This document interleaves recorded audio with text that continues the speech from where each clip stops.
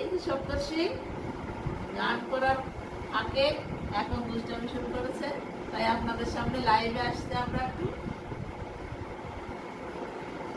এই যে দুষ্টামি দেখেন, কত দুষ্টামি করে, এই ফাঁকে কোনো রকমের গানটা তো করা হয়ে থাকে। হ্যালো ভিউয়ার্স বৃন্দ, আপনারা কিন্তু আমাদের সাথে থাকবেন। একটা কবিতা আবৃত্তি করো।